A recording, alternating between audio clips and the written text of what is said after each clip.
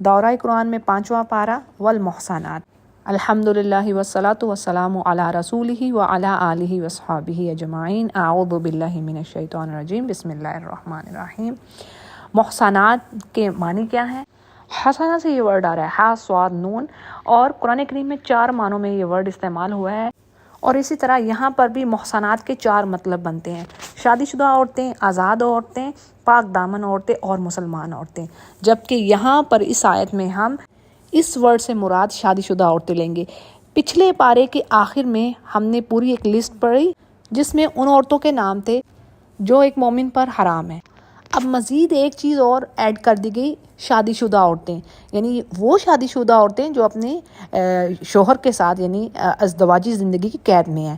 اس کے علاوہ جو بیوہ ہو چکی ہیں یا طلاق یافتہ ہو چکی ہیں تو وہ بالکل ان کے ساتھ نکاح کرنا جائز ہے۔ اسی طرح وہ عورتیں جو جنگ میں حاصل ہوں، یعنی ایسی کافر عورتیں کہ جو جنگ میں حاصل ہوں اور وہ شادی شدہ ہوں تو اور مسلمانوں کی ولونڈیاں بن جائے تو ان سے شادی شدہ ہونے کے باوجود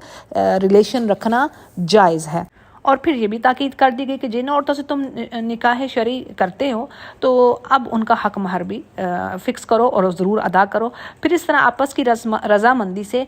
حق مہر میں کوئی کمی بیشی ہو جاتی ہے اس کا بھی اختیار کر دیا گیا، اور ایون شادی نکاح کے بعد بھی حق مہر فکس کیا جا سکتا ہے اور دیا جا سکتا ہے۔ پھر اسی طرح اللہ نے یہ بھی سہولت دے دی ایمان والوں کو کہ اگر وہ آزاد عورت یعنی جو شریف عورت ہے، آزاد ہے، اور وہ اس سے نکاح کرنے کی طاقت نہیں رکھتا، یعنی حق مہر افورڈ نہیں کر سکتا، تو اس کے لیے یہ ہے کہ مسلمان لونڈیاں جن کے وہ مالک ہیں ان سے نکاح کرنا جائز ہے۔ اسی طرح اگر لونڈی کا مالک کوئی اور ہے تو اس کی مالک کی مرضی سے، یعنی وہ اس کا ولی ہے اور اس کی اجازت کے ساتھ نکاح کیا جا سکتا ہے، اور پھر اس میں بھی دستور کے مطابق ان کے حق مہر دینے چاہیے، اور وہ پاک دامن ہو، علانیہ یعنی ظاہری طور پر بدکاری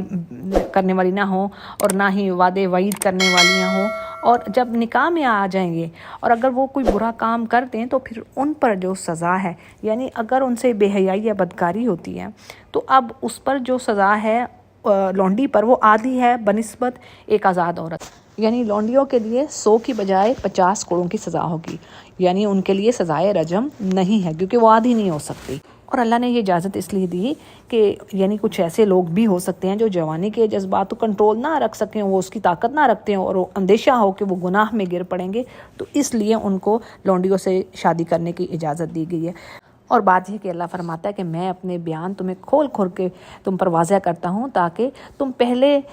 کے جو نیک لوگ تھے ان کی راستے پر چلو، اور اللہ تمہاری توبہ قبول کرے، تمہاری طرف رجوع کرے، اور وہ بڑا علیم اور حکمت والا ہے۔ اگلے پیج کو دیکھتے ہیں جی، اس میں کیا پوائنٹس ہیں، آیات کے فوائد کیا ہیں۔ یعنی اللہ کی رحمت اپنے بندوں کے لیے بڑی وسیع ہے اور وہ پسند کرتا ہے توبہ قبول کرنا، اپنے بندوں پر کمی کرنا، یعنی تنگی نہیں چاہتا، وہ آسانی چاہتا ہے ان کے لیے، جبکہ وہ لوگ اپنی جو خواہشات کے پیچھے پڑے ہوئے ہیں تو وہ تو سیدھی راہ سے ہی گمراہ ہوئے پڑے ہیں۔ پھر اسی طرح دوسری چیز کیا آ رہی ہے جی، الابتعاد عن کبائر الذنوب بسبب لدخول الجنہ، یعنی بڑے گناہوں سے بچ جانا، یہ نہ صرف جنت میں جانے کا سبب بنتے ہیں، ریزن بنتے ہیں، بلکہ آپ کے چھوٹے چھوٹے جو گناہ ہیں نا وہ بھی اللہ بخش دیتا ہے اگر ہم بڑے گناہوں سے بچتے رہیں۔ اسی طرح حقوق الناس کی بات یہاں پر اللہ فرما رہے ہیں کہ دیکھو ایک دوسرے کے مال باطل طریقے سے نہ کھاؤ اور نہ ہی ایک دوسرے کو قتل کرو، اللہ تعالیٰ تم پر بڑا رحیم ہے، یعنی وہ تو بہت ساری چیزوں پر درگزر کرتا ہے اور فوری پکڑ بھی نہیں کرتا، اور جس نے جان بوجھ کر کسی دوسرے مومن کو قتل کیا تو اس کی سزا تو جہنم ہی ہے، اور یہ چیز اللہ کے لیے مشکل نہیں ہے۔ پھر بڑا ہی زبردست پوائنٹ اس میں کیا آ رہا ہے کہ اللہ کی جو تقسیم ہے نا، جو اللہ نے اپنے بندوں میں کر دی ہے، یعنی کسی کو اللہ نے مال زیادہ دے دیا، کسی کو اللہ نے علم دے دیا، کسی کو خوبصورتی دے دی ہے، کسی کو عقل زیادہ دے دی ہے، ذہانت زیادہ دے دی ہے، تو بات یہ ہے کہ ایک دوسرے کو دیکھ کے جیلس نہ ہو، حسد نہ کرو جو اللہ نے کسی کو رزق زیادہ عطا، اللہ نے کہا نا واللہ یرزق من یشاء بغیر حساب، تو یہ اللہ کی حکمت، اس کی وزڈم کی یعنی اس کے بیہائنڈ ایک وزڈم ہوتی ہے۔ ہو نوز کہ وہ شخص جس کو اللہ نے یعنی مال و دولت زیادہ دیا، ہم اس کی آرزوں میں لگے رہے یا اللہ ہمیں بھی ایسے، اور پتہ نہیں اس کے ساتھ اللہ نے اس کو کتنی آزمائشیں دی ہوں، اور ہم ان آزمائشوں میں پورا نہ اتر سکیں، تو یہ اللہ کو پتہ ہے، اسی لیے کبھی بھی نہیں ایسا کرنا چاہیے کہ اللہ جو کچھ اس کو دیا مجھے بھی ویسا دے، یا جیلسی فیل کریں، حسد کریں، کیونکہ اللہ نے کہا ہے تم کو پتہ ہی نہیں ہے، تم بعض چیز کو مانگے جاؤ اپنے لیے لیکن اس میں تمہارے لیے شر ہو۔ تو اسی لیے بہنوں یہ ایک بات یاد رکھو، اس بات میں ہمارے لیے بڑا زبردست لیسن ہے اور زندگی بھی سکھاتی ہے، یقین جانیں۔ جو میں نے خود فیل کیا کہ کبھی بھی اللہ سے یہ نہیں مانگنا کہ اللہ بس مجھے وہ چیز دے دے، نہیں، اللہ سے مانگنی اللہ مجھے بیسٹ دے، بیسٹ چیز دے جو میرے لیے بیسٹ ہے، جو تو جانتا ہے میرے لیے بہترین ہے۔ اگرچہ بعض اوقات ہم کسی چیز کے لیے بڑی خواہش اور وہ جب ہمیں ملتی نہیں ہے تو بڑا سیڈ فیل کرتے ہیں ہم، لیکن اللہ کی رضا پہ راضی رہیے۔ اگر اللہ آپ کو کسی چیز پہ دکھا رہا ہے، کوئی ڈریم آ گیا یا آپ کا دل اس چیز پر مطمئن ہے تو اس سے رک جائیے۔ تو بات یہ ہے کہ اللہ اس چیز سے منع کر رہے ہیں، اور ہاں اگر آپ کسی کو دیکھ کر آپ رشک فیل کرتے ہو کہ ہاں ہمیں بھی ایسا ملے، تو اس کے لیے اللہ تعالیٰ فرما رہے ہیں کہ یہ ہمیں دعا پڑھنی چاہیے، یعنی اللہم انی اسألک من فضلک، یعنی اللہ نے کہا اللہ سے اپنا فضل مانگو۔ اور اسی طرح رشک کرنا بھی دو شخصوں پر جائز ہے، یعنی ایک وہ جس کو اللہ نے مال دیا دن رات وہ اللہ کی راہ میں خرچ کر رہا ہے، اور دوسرا وہ جو دن رات قرآن پڑھ رہا ہے، تو ان پر رشک کرنا چاہیے، باقی دنیاوی معاملہ میں نہیں کرنا چاہیے۔ اسی طرح مرد ہو یا عورت، جو وہ نیک کام کریں گے اللہ ان کا پورا بدلہ دے گا۔ یہ نہ ہو کوئی عورت دیکھے مردوں کو یہ تو زیادہ جہاد میں جا رہے ہیں، شہادت پا رہے ہیں، تو یہ ہم سے فضل والے کام، یعنی یہ تو فضیلت لے گے، تو ایسا ہرگز نہیں ہے۔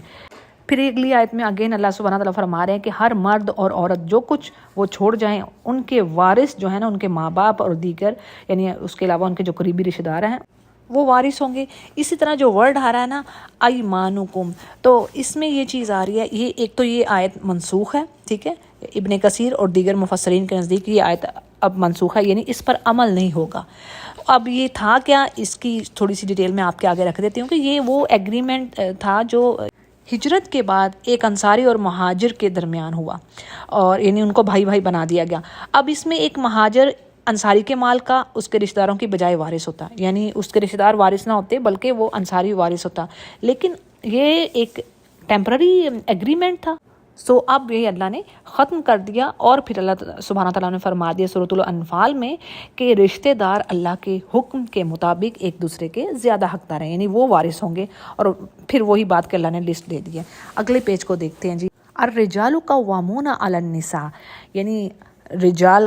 مردوں کو اللہ نے قوامون، یعنی اللہ نے ان کی حاکمیت، یعنی وہ خاندان کے گھر کے سربراہ ہیں، حاکم ہیں، قوام ہیں، اور اس کی وجہ، اس کی ریزن بھی بتا دی ہیں کہ یعنی وہ پروٹیکٹر ہیں فیملی کے، وہ اپنا مال خرچ کر رہے ہیں، اور پھر اسی طرح اللہ نے ان کو میسکولن اسٹرینتھ زیادہ دی ہے بنسبت خواتین کی، تو یہ فرق ہے، اور اللہ نے ان پر رسپانسبلٹیز بھی زیادہ ڈالی ہیں۔ اللہ نے عورت کو نہیں کہا کہ بھئی جا کے تم باہر کی کمائی کماؤ اور ارننگ کر کے لاؤ اور گھر کو بھی دیکھو، بچوں کو دیکھو، اس طرح تو عورت ذلیل ہو رہی ہے، اس پہ تو ڈبل یعنی برڈن ہے۔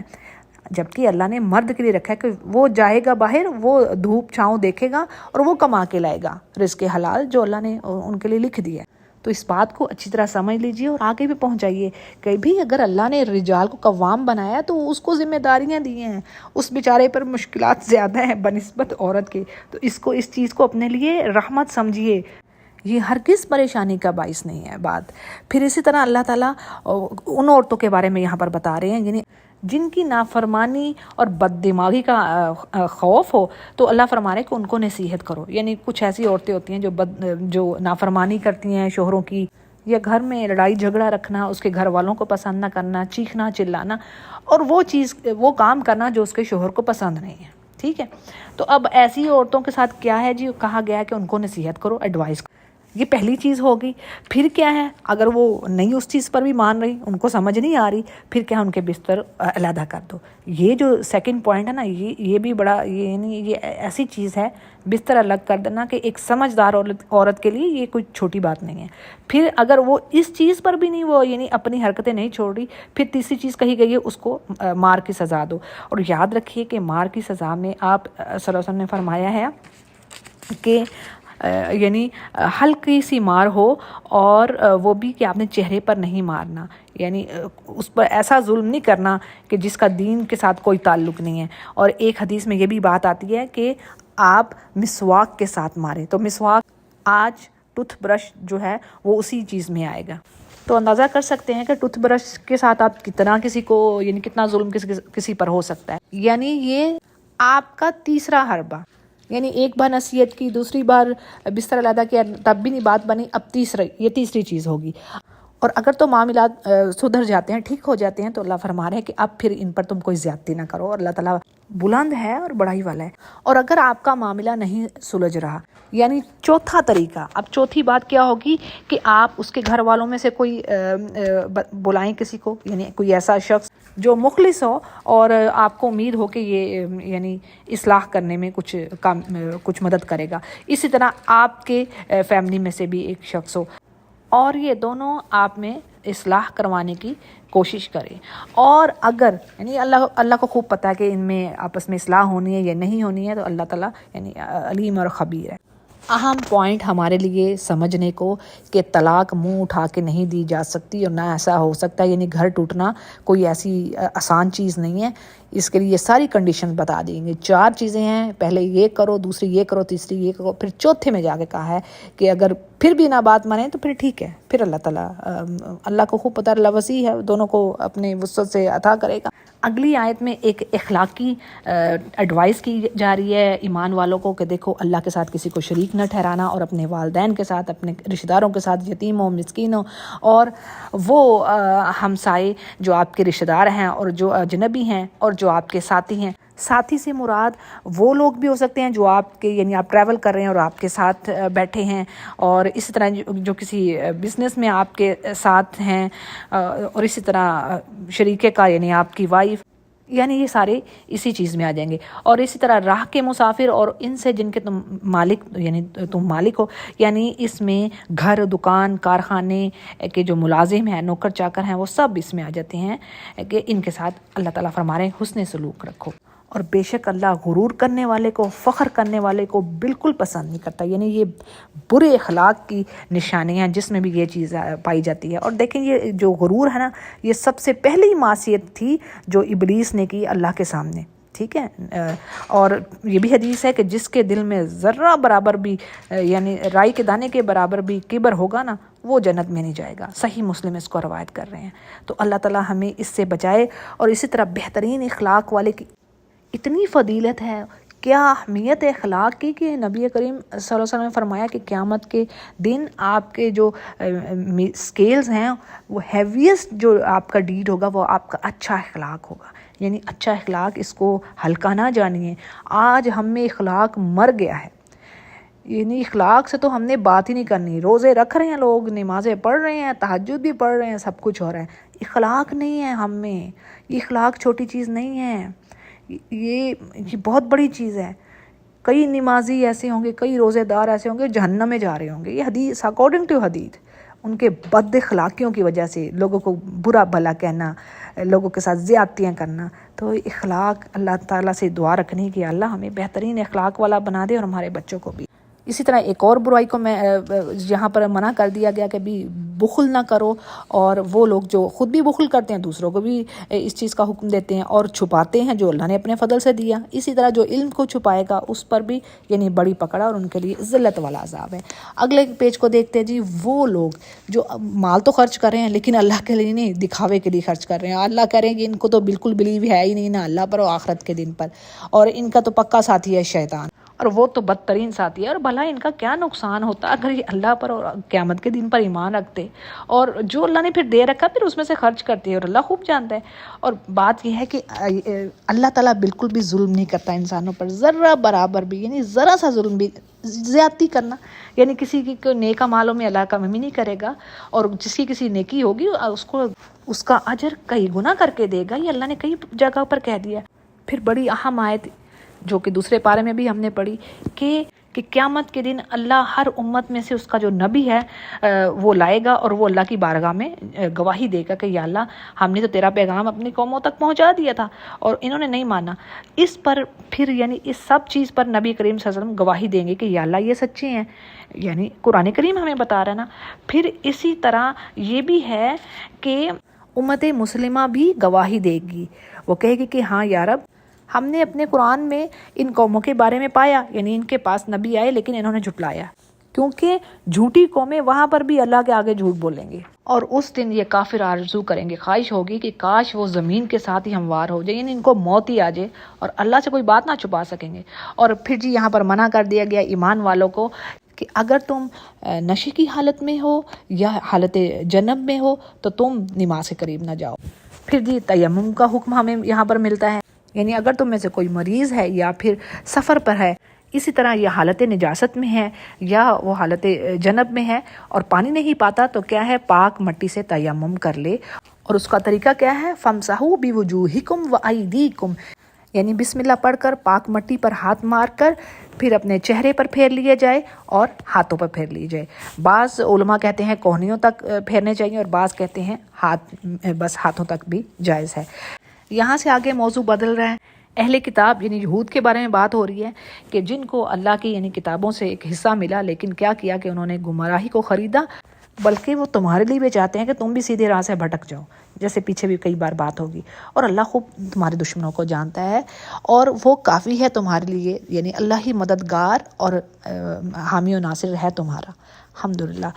پھر آگے انہی کے جرائم کی لسٹ ہے، کیا کیا انہوں نے کرائمز کیے ہیں، کس طرح انہوں نے چینجز کی اللہ کی کتاب میں اور بدل دیتے ایک احکامات ایک سے دوسرے سے، اور کہتے کہ جی یہ تو اللہ کی طرف سے، اور پھر یہ بھی کہتے کہ ہم نے تو سن لیا لیکن ہم نے مانا نہیں ہے، وَأَعْصَيْنَا، اور اللہ کہتے ہیں کہ کاش اگر یہ یعنی یہ سیدھی راہ پر ہوتے اور یہ کہتے کہ ہم نے سن لیا اور مان لیا، یعنی اطاعت کرتے تو ان کے لیے بہت ہی بہتر اور مناسب ہوتا، لیکن اللہ نے ان کے کفر کی وجہ سے ان پر لعنت کر دی، اور اب ایسا ہے کہ بہت ہی تھوڑے لوگ یہ ایمان لائیں گے۔ اور پھر ان سے کہا جا رہا ہے کہ اہل کتاب اگر تم ہماری بھیجی ہوئی کتاب کی تصدیق نہیں کرے، حالانکہ تمہارے پاس چیزیں موجود ہیں، سچائی موجود ہے، تو ایسا کہ ہم تمہارے چہروں کو بگاڑ کے رکھ دیں گے یا انہیں لٹا کر پیٹھ کی طرف کر دیں اگر تم ایمان نہیں لاتے، یا ان پر لعنت بھیجیں جیسے ہم نے ہفتے والے دن کے لوگوں پر یعنی لعنت کی تھی۔ یہ قصہ بھی گزر چکا ہے نا کہ جنہوں نے یعنی منع تھا ان کو ہفتے والے دن مچھلیاں پکڑنا، لیکن انہوں نے مچھلیاں پکڑی تو اللہ نے سزا کے طور پر ان کو بندر بنا دیا، اور کہا جاتا ہے کہ 3 دن کے بعد سب کی موت ہوگی۔ تو اللہ فرما رہے ہیں کہ اگر تم یہ کام یعنی اس چیز پر بلیو نہیں کر رہے جو ہم نے محمد صلی اللہ علیہ وسلم کے پر نازل کی ہے، تو تمہارا حال بھی یہی کچھ ہوگا، اور اللہ کا کام پورا ہو کر رہتا ہے، یعنی اگر وہ کسی چیز کی ٹھان لے۔ پھر اسی طرح بڑی ہی اہم آیت ہے، اس میں ہمارے لیے میسج ہے، یہ نہیں کہ یہ کافروں کے لیے ہے، اس میں شرک سے روکا گیا، ٹھیک ہے۔ اللہ نے کہا میں شرک نہیں معاف کروں گا، ہاں اس کے علاوہ کوئی بھی یعنی کسی کا گناہ ہے تو جس کے لیے میں چاہوں معاف کر دوں، وہ پھر اللہ کے ساتھ معاملہ ہے، لیکن جو شرک کرے گا بس وہ بہت بڑا اس نے یعنی عظیم گناہ کیا۔ اور جی مسلمان آج ہم شرک خفی کر رہے ہیں تو ہمیں شرک سے بچنا ہے، اور شرک کی ایک دعا ہے اس سے بچنے کی، اس میں بتاتے چلوں کہ شیخ نے ایون کہا ہے یہاں پر کہ آپ اس دعا کو واجب کر لیں۔ ایک شیخ کا کہنا ہے کہ اس دعا کو اپنے اوپر واجب کر لیں، روزانہ پڑھیں۔ جیسے ایک دعا میں آپ کے آگے رکھتی ہوں، اللہم انی اعوذ بک ان اشرک بک وانا اعلم واستغفرک لما لا اعلم۔ تو اس دعا کو یاد کیجئے اور انشاءاللہ روز پڑھیے۔ اسی طرح یہود کی ایک اور جو اخلاقی بیماری یعنی اپنے منہ میاں مٹھو بنتے، یعنی ہم اللہ کے بیٹے ہیں اور اس کے چوزن پیپل ہیں، تو اللہ کہہ رہا ہے اپنی تعریفیں اپنے منہ سے نہ کرو، یعنی اللہ کو خوب پتہ ہے اور وہی تو پاک کرنے والے لوگوں کو، اور وہ کسی پر ظلم نہیں کرتا۔ اچھا یہ جو آیت ہے نا، یہ ہم سب کے لیے بھی امپلیمنٹ ہوتی ہے کہ ہم سب کو کوئی بھی نیک کام کر کے یہ نہیں کہنا جی ہم تو بڑے ایمان والے، بڑے ہم صالح۔ اللہ نے اس چیز سے منع کیا ہے، یہ اچھی بات نہیں ہے اپنے منہ سے ہی اپنی تعریفیں کرنا، بوسٹ آف کرنا، یہ چیزیں۔ اور یہود کے لیے تو اللہ نے کہہ دیا کہ دیکھو کس طرح اللہ پر جھوٹ بول رہے ہیں، یعنی اللہ نے کہا ان کو یہ باتیں کہی ہیں، یعنی پیچھے بھی اللہ نے فرمایا سورۃ البقرہ میں کوئی ان سے وعدہ لیا میں نے اس قسم کا، تو بات ہے کہ یہ ان کی حرکت ہی کافی یعنی ان کے گنہگار ہونے کے لیے کافی ہے۔ اور پھر جی کہا گیا کہ اہل کتاب ہی کے بارے میں آگے کہ کیا آپ نے ان لوگوں کو دیکھا جن کو کتابوں کچھ حصہ ملا ہے، جو بت کو اور باطل معبود کو ان پر یقین رکھتے ہیں اور کافروں کے حق میں کہتے ہیں یہ لوگ ایمان والوں سے زیادہ سیدھے راستے پر ہیں۔ یعنی اس پر بھی دیکھیں حرکتیں ان کی یہودیوں کی کہ خود تو کاہن ساحر اور جھوٹے معبودوں پر بلیو کر رہے ہیں اور مسلمانوں کو سب سے ہلکا جان رہے ہیں، یعنی کافروں کو کہہ رہے ہیں یہ ان سے بہتر ہے۔ تو یہ ان کا بغض اور حسد اور یہی لوگ ہیں جن پر اللہ نے لعنت کر دیا، جس پر اللہ لعنت کر دے بس اس کا کوئی مددگار نہیں ہے۔ اور پھر انہی کی بات آگے چل رہی ہے اگلے پیج پر کہ کیا ان کا کوئی حصہ ہے اللہ کی بادشاہت میں؟ یعنی یہ لوگوں کو کھجور کے شگاف کے برابر بھی کچھ نہیں دے سکتے، یہ تو یعنی پھر حسد کس چیز پر کر رہے ہیں؟ یعنی در حقیقت اللہ نے مسلمانوں پر جو فضل کیا ہے اس سے حسد کر کے ہی ختم ہوئے جا رہے ہیں۔ اور پھر اللہ فرما رہے ہیں میں نے آل ابراہیم کو بھی تو کتاب اور حکمت اور بڑی سلطنت ان کو دی تھی، اور اس میں ان میں سے بھی بعض نے مانا اس چیز کو اور بعض نے انکار کر دیا، اور جو انکار کرنے والے ہوں تو جہنم میں ہی جائیں گے۔ اور پھر یہاں پر ایک آیت میں سائنس کی بات کی جا رہی ہے، یعنی اللہ فرما رہے ہیں کہ جب ان کی کھالیں پک جائیں گی، جل سڑ جائیں گی، اس کے بعد اللہ دوسری کھال ان کو دے گے، بدل دیں گے تاکہ وہ عذاب کا مزہ چکھتے رہیں۔ تو آج سائنس یہی کہہ رہی ہے نا کہ آپ کی جب جو سکن ہے نا اس کے اوپر آپ کو پین یعنی درد محسوس ہوتی ہے، اور اگر سکن جل جائے پھر درد نہیں محسوس ہوتی۔ تو دیکھیں سبحان اللہ کہ اللہ نے کہا ایک کھال جلے گی پھر دوسری میں دے دوں گا، اور جو ایمان والے عمل صالح کی اللہ ان کو جنتوں میں ڈالے گا جن کے نیچے نہریں بہہ رہی ہیں، اور ان کے لیے وہاں پر پاک جوڑے یعنی عورت کے لیے مرد اور مرد کے لیے عورت، اور بہترین سکون گھنی چھاؤں وہاں پر ہوگی۔ پھر جی ایک اور حکم یہاں پر اللہ ایمان والوں کو دے رہا ہے کہ جو امانتیں ہیں وہ جو امانتوں کے حقدار ہیں انہی تک پہنچانی چاہیے۔ اس کے بعض مفسرین کے نزدیک یہ آیت حضرت عثمان بن طلحہ رضی اللہ عنہ کی شان میں ہے، جو خاندانی طور پر خانہ کعبہ کے دربان تھے، یعنی وہ دیکھ بھال کرنے والے تھے، چابی ان کے پاس ہوتی تھی۔ تو جب فتح مکہ ہوا تو رسول کریم صلی اللہ علیہ وسلم خانہ کعبہ میں تشریف لائے، تو طواف کرنے کے بعد آپ نے عثمان بن طلحہ رضی اللہ عنہ کو جو صلح حدیبیہ کے موقع پر مسلمان ہو چکے تھے ان کو بلایا، اور آپ نے انہیں خانہ کعبہ کی چابیاں دے کر فرمایا یہ تمہاری چابیاں ہیں، آج کا دن وفا اور نیکی کا دن ہے۔ تو بات یہ ہے کہ یہ جو حکم ہے نا یہ عام ہے، اس کو عام امپلیمنٹ کیجیے ہر چیز پر، یعنی عوام بھی اور حکام دونوں۔ اور اس میں اور بھی بہت ساری چیزیں آ جاتی ہیں، یعنی سفارش، رشوت خوری، اور جو اس کا حل ہوتا ہے جن کے جو میرٹ پہ بچے آ رہے ہیں ان کو جاب نہ ملے یا ان کو کالجز میں ایڈمیشن نہ ہو، تو یہ ساری چیزیں آ جاتی ہیں کہ یعنی ان چیزوں میں خیانت نہیں کرنی چاہیے، جو حقدار ہے اس کو ہی حق دینا چاہیے۔ پھر اسی طرح ایمان والوں سے یہ بھی کہہ دیا گیا کہ اگر کوئی تم میں تنازع، کوئی کسی معاملے میں کوئی ڈسپیوٹ ہوتا ہے، اختلاف ہوتا ہے، تو تم ان معاملات کو اللہ رسول کی طرف پلٹاؤ، یعنی قرآن و سنت کی روشنی کے مطابق فیصلے کرو، یعنی اپنے فیصلوں میں اللہ اور رسول کو ہی آگے رکھو۔ اگر ایسا نہیں کرو گے پھر تو یہ ہم کفر کریں گے۔ اور حق بات تو یہی ہے کہ یہی بات بہتر اور انجام کے لحاظ سے اچھی ہے، اللہ نے خود فرما دیا۔ پھر جی اللہ فرما رہے کہ کیا آپ نے ان لوگوں کی طرف دیکھا جو کوئی یہ گمان رکھتے ہیں، سوچ رکھتے ہیں کہ جی ہم تو ایمان والے ہیں، یعنی ہم بلیو کر رہے ہیں اس پر جو ہماری طرف آیا، جو آپ سے پہلے آیا ہے نبی، لیکن کیا کرتے ہیں، یعنی جب ان کے میں کوئی اختلافات ہوتے ہیں، یعنی کوئی کسی چیز میں فیصلہ کروانا پڑتا ہے، تو وہ جاتے کہاں پر ہیں؟ جاتے یہود کے پاس ہیں یا کافروں کے پاس۔ تو بات یہ ہے اس آیت کا بھی حکم جو ہے یہ امپلیمنٹ ہوگی جنرلی، عام کامن پیپل پہ بھی، کہ وہ تمام لوگ اس میں شامل ہوں گے جو کتاب و سنت کو چھوڑ کر اپنے فیصلے کسی اور کی طرف لے جاتے ہیں، یعنی کافروں کی عدالتوں میں جانا، ٹھیک ہے؟ تو یہ سب کے لیے ہے یہ بات، جبکہ اللہ کہہ رہے ہیں کہ ان کو تو منع کیا گیا تھا کہ شیطان کے پیچھے نہ چلنا، اس کا انکار کرو، لیکن یہ شیطان تو انہیں بہکا کر دور ہی ڈال رہا ہے۔ اور جب ان سے کہا جاتا ہے کہ جی اللہ کے جو اللہ نے نازل کیا ہے اور جو اس کی طرف آؤ، رسول کی طرف آؤ، تو آپ دیکھ لیں یہ جو ہپوکریٹس ہیں یہ منہ پھیر کر چلے جاتے ہیں۔ اور پھر کیا بات ہے، یعنی جب ان پر پھر ان کے کرتوتوں کے باعث کوئی مشکل آتی ہے انہی ہپوکریٹس پر، منافقوں پر، پھر یہ آ کے آپ کے پاس یعنی پھر نبی کے پاس آ جاتے ہیں اور پھر قسمیں کھاتے ہیں کہ جی ہمارا تو ارادہ صرف بھلائی اور اچھائی یعنی میل ملاپ کا تھا، اور تو ویسا کچھ نہیں ہے، یعنی ہم تو دوسری جگہ اس لیے مقصد کے لیے نہیں گئے کہ ہم وہاں سے فیصلہ کروائیں، بلکہ ہم تو اس لیے گئے کہ وہاں پہ زیادہ انصاف ملے گا، اور مقصد صلح کروانی تھی۔ یعنی اللہ فرما رہے ہیں کہ میں ان کے دلوں کا بھید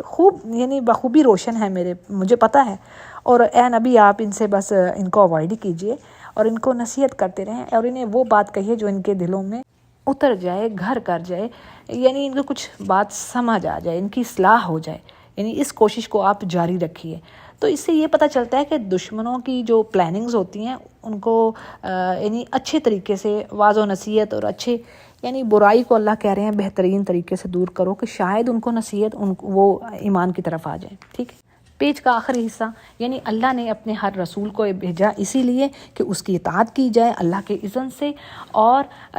جو لوگ جنہوں نے اپنی جانوں پر ظلم کیا اگر وہ نبی کے پاس آ جاتے اور اللہ سے استغفار کرتے اور رسول بھی ان کے لیے استغفار کرتے، ظاہر ہے جو رسول استغفار کریں گے تو وہ تو اللہ رسولوں کی سنتا ہے، نبیوں کی سنتا ہے، تو یقیناً یہ لوگ اللہ تعالیٰ کو معاف کرنے والا ہی پاتے۔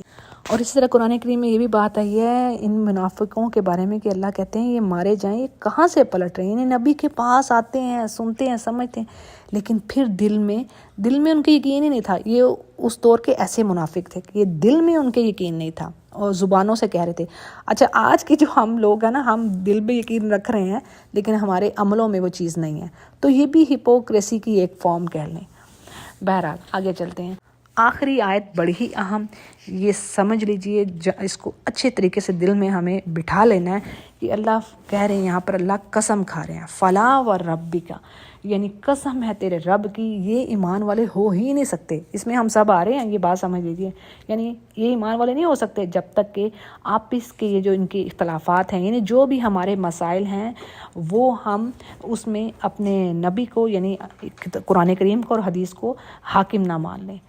اور اے نبی جب آپ ان میں فیصلہ کر دیں یہ دل میں بھی کسی طرح کی تنگی محسوس نہ کریں اور خوشی کے ساتھ اس کو قبول کریں، یعنی جب تک ہم یہ کام نہیں کرتے ہم ایمان والے نہیں ہیں۔ بس یہ اللہ نے اس چیز کو ایکسپلین کر دیا اور رد کر دیا ہے۔ یہ جو ہم ایمان لے ہوئے بیٹھے ہوئے نا، ہمیں اس چیز کو دیکھنا ہے کہ ہم اللہ کے جو شرعی حدود ہیں ہم اس پر کتنے خوش دلی سے کام کر رہے ہیں۔ اگلے پیج کو دیکھتے ہیں جی۔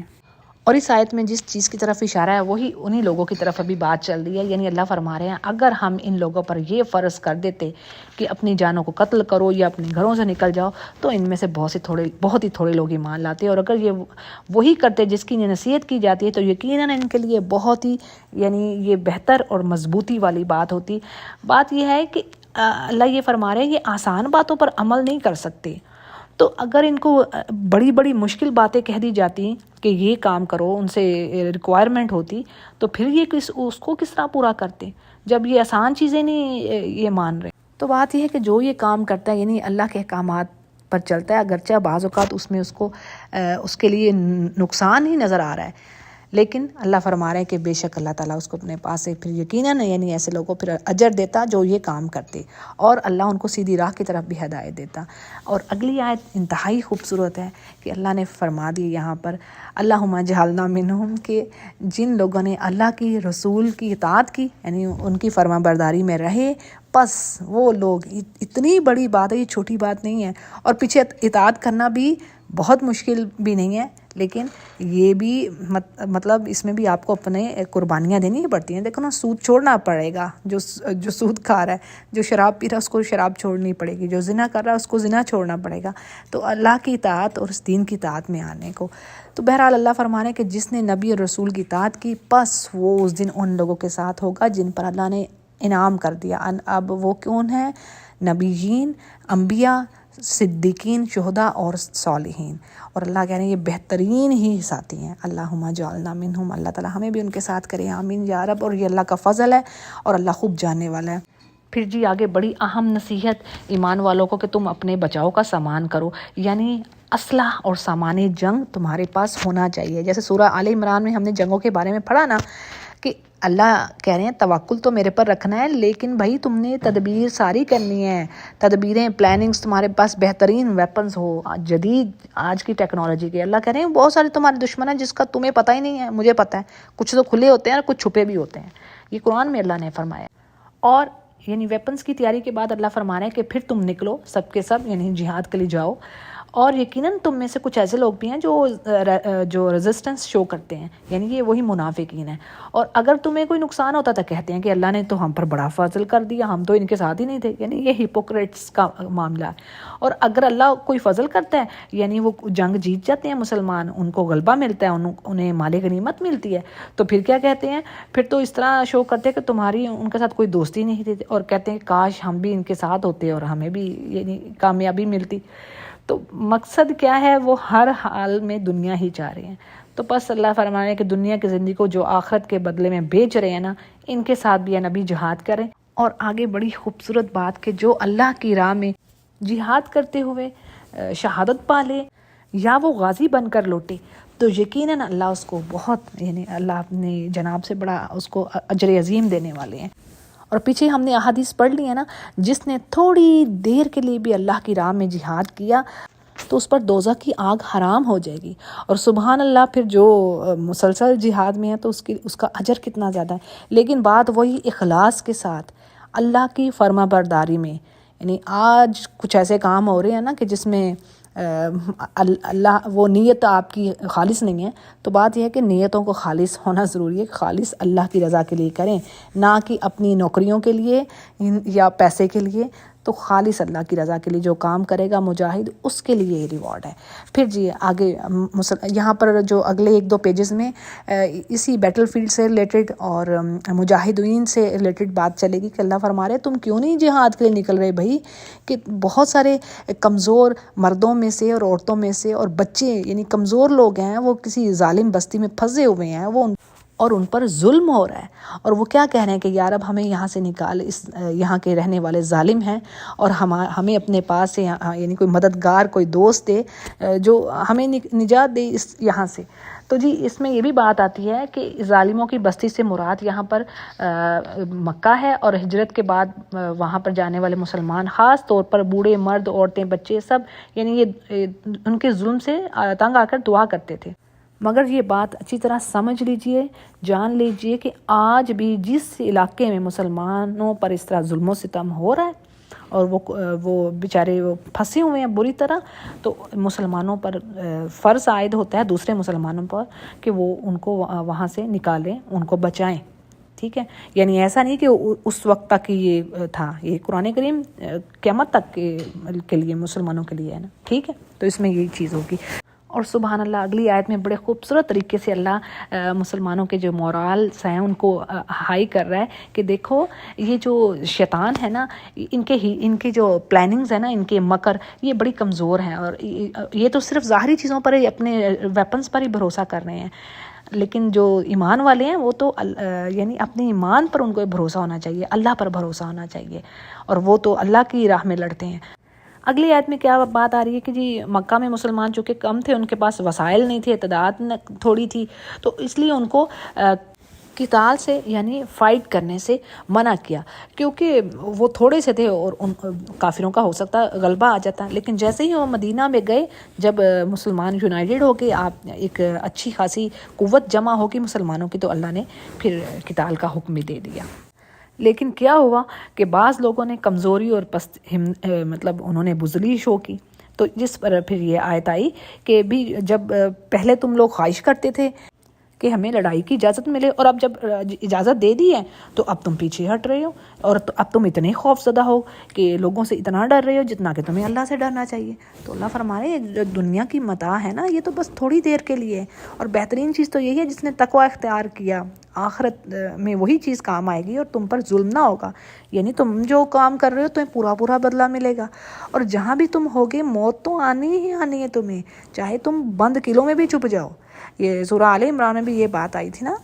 کہ جب وہ منافقین کہتے تھے کہ اگر یہ ہمارے بھائی ہمارے پاس سے نہ جاتے تو یہ مرتے نہ، تو اللہ مسلمانوں سے کہتا ہے تم ایسی باتیں نہ کرو،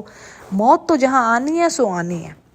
اور وہ کتنی خوبصورت موت ہوگی جو اللہ کی راہ میں آئے۔ موت کا وقت، موت تو تم بند قلعوں میں بھی ہوگو تو وہاں پہ بھی آ کے تمہیں لے جی،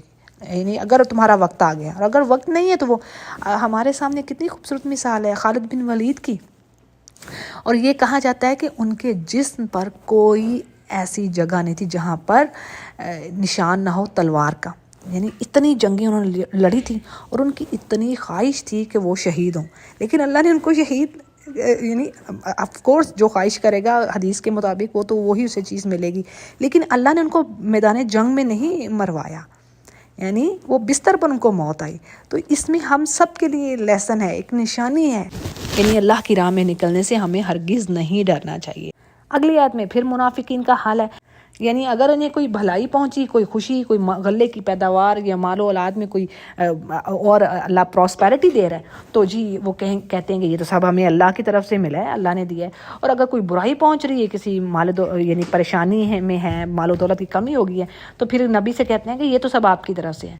اور یہی حال موسیٰ علیہ السلام اور قوم فرعون کا تھا. یعنی جب ان کو بھلائی پہنچتی، اچھی چیز ہوتی، تو کہتے یہ تو بس ہم تو اس کو ڈیزرو کرتے ہیں. اور جب برائی پہنچتی تو موسیٰ علیہ السلام کو کہتے یہ تو سب آپ کی نحوست ہے اور آپ کے جو فالوورز ہیں ان کی وجہ سے. اور یہی چیز یہ منافقین کر رہے تھے آپ صلی اللہ علیہ وسلم کے ساتھ. تو اللہ نے فرمایا کہ جو اچھائی بھی پہنچ رہی ہے نا وہ میری طرف سے، اور جو برائی پہنچ رہی ہے وہ تمہاری اپنی کرتوتوں کی وجہ سے. فمن نفسک، یہ اللہ نے کہہ دیا، وما اصابک من سیئۃ فمن نفسک. یہ جان لینا چاہیے ہم لوگوں کو بھی. اور اللہ نے فرمایا کہ میں نے تو اپنے رسول کو یعنی لوگوں کے لیے میسج دینے والا بنا کر بھیجا، اور وہ کافی ہے اس بات پر شہید. تو یہ ہے کہ ہمیں یہ نہیں کہنا چاہیے ہمارا جو رویہ، یہ تو چلے منافقین کی بات ہے، لیکن قرآن کریم ہمیں کیا کہہ رہا ہے. ہمیں یونس علیہ السلام کے اسوہ حسنہ سے کیا بات ملتی ہے. یعنی انہوں نے کیا کہا جب وہ مچھلی کے پیٹ میں گئے کہ یا رب میں ہی ظالموں میں سے ہوں. تو ہمیں یہ دیکھنا چاہیے کہ ہم نے کیا کیا، ہمارے اعمال پیچھے اگر کوئی پریشانی آ گئی ہے، پیچھے کون سے گناہ ہوئے ہم سے، کیا کیا. اور جو یہ کہیں نا جی ہم تو بڑے پاک صاف رہے ہیں، یا اللہ ہم نے تو کچھ کام کیے ہی نہیں برے، تو پھر یہ تو فلاں وجہ سے ہوئے ہیں، کسی اور کی وجہ سے یہ کام ہو گیا، تو یہ سراسر غلطی پر ہیں وہ. ایک مثال ہے، عمر رضی اللہ عنہ کے پاس ایک شخص آیا اور اس نے کہا جی کہ میں نے تو پتہ نہیں کتنے عرصے سے کوئی گناہ ہی نہیں کیا. تو اس پر عمر رضی اللہ عنہ نے جواب دیا کہ تمہارا یہ کہنا کہ تم نے گناہ ہی نہیں کیا یہ سب سے بڑا گناہ ہے. تو اس میں ہمارے لیے ایک لیسن ہے اس بات میں. اگلے پیج پر اسی سے ریلیٹڈ آیت ہے کہ جس نے رسول کی اوبیڈینس اختیار کی اور اللہ کی، تو اور جو منہ پھر لے تو بات یہ ہے کہ اللہ اس پر کوئی، اللہ نے نگہبان نہیں کسی کو بنا کر بھیجا. اور پھر یہ جی ہپوکریٹس کے بارے میں بات آ رہی ہے کہ جب یہ آپ صلی اللہ علیہ وسلم کی مجلس میں بیٹھتے ان کی گیدرنگ میں، تو راتوں کو ان کے برعکس، یعنی آپ کے پاس بیٹھے تو کوئی اور بات، جب راتوں کو اکٹھے ہوتے اپنے شیطانوں کے پاس تو آپ کے اگینسٹ پلاننگز کرتے. تو بات یہ ہے کہ اللہ فرما رہے ہیں کہ یہ یعنی جو یہ کام کر رہے ہیں اللہ لکھ رہا ہے، اور آپ ان کو اگنور کیجیے اور اللہ ہی پر ٹرسٹ کیجیے، اور وہ ہر چیز کا وہی کام بنانے والا ہے. اور پھر کہا جا رہا ہے کہ یہ قرآن پر غور نہیں کیا کرتے کہ اللہ کے سوا اگر یہ قرآن کسی اور کی طرف سے ہوتا تو اس میں ڈیفینیٹلی بہت سارے وہ یہ کانٹراڈکشنز پاتے، اختلافات پاتے. دیکھیں نا، انسان کوئی کتاب لکھتا ہے تو وہ پہلے ہی کہہ دیتا تھا جی اس کا ایک نیا ایڈیشن آئے گا جس میں کوئی میں کمی بیشی ہے نا وہ اس کو دور کروں گا. جبکہ اللہ یہ نہیں کہہ رہے، اللہ کہہ رہے ہیں اس میں کوئی شک نہیں ہے بھائی، ذرا شک شبے سے پاک ہو کے اس کتاب کو پڑھنا، ٹھیک ہے. اور پھر جو انسانوں جیسے اب توراہ اور انجیل ہے اس میں یہی تو مسئلہ ہے کہ وہ آپس میں ان کے کانٹراڈکشنز ہیں، کیونکہ کچھ بات اللہ کی اگر اس میں کوئی رہ گئی ہے تو دوسری طرف انسان کی لکھی ہوئی بات ہے، تو وہ کیسے میچ کرے. تو یہی چیز ہے کہ یہ قرآن آج کا معجزہ ہے. اگلی آیت میں کچھ ایسے مسلمان جو کہ کمزور ایمان والے ہوتے اور جلد باز ہوتے، تو ان کی اصلاح یعنی ان کی کریکشن کے لیے اللہ کہہ رہے ہیں کہ دیکھو، یعنی ہوتا کیا ہے کہ اگر کوئی خبر امن کی ملتی ہے، یعنی کامیابی کی مسلمانوں کی اور دشمن کی ہلاکت کی، تو کیا ہوتا ہے کہ بڑے پھر وہ مطمئن ہو جاتے ہیں. یعنی اوور کانفیڈنٹ ہونا بھی صحیح نہیں ہے، ضرورت سے زیادہ پر اعتماد ہو جانا جو وہ بھی نقصان دیتی ہے انسان کو. پھر اسی طرح اگر کوئی خوف کی خبر ملی ہے یا مسلمانوں کی شکست کی یا قتل و ہلاکت کی کوئی خبر ملی ہے، مسلمانوں پر کوئی پریشانی آئی ہے، تو اس کو بھی اللہ فرما رہے ہیں کہ مت پھیلاؤ. یعنی اس طرح عام مسلمانوں میں افسردگی اور ان کے جو حوصلے ہیں وہ ڈاؤن ہوں گے، مورالز ان کے، اور ان میں ڈس اپوائنٹمنٹ پھیلنے کا خطرہ ہے. اس چیز کا فیئر ہے کہ وہ مایوس ہو کے بیٹھ جائیں گے. تو بات یہ ہے کہ ایسی باتوں کو پہلے تو انویسٹیگیٹ کیا جانا چاہیے اور پھر اس کو پہنچانا چاہیے جو اس خبر کے یعنی اس کے معاملے میں نیچے تک جانے والا ہے. یعنی ہر کسی کو خبر نہیں پھیلاتے پڑیں. یعنی آج دیکھ لیں میڈیا کا حال، تو یہ وہی تباہی مچائی ہوئی ہے. ہر اچھی بری خبر پھیلتی جا رہی ہے، فوراً سے پہلے پھیلاتے ہیں اور پھر اس کا حل کچھ نہیں ہوتا، اس کا کوئی سلوشن نہیں ہوتا. وہ ہوتا کیا، آج ایک بری خبر سنائیے، ہفتے بعد وہی برا کام کوئی اور شخص کر رہا ہوتا ہے.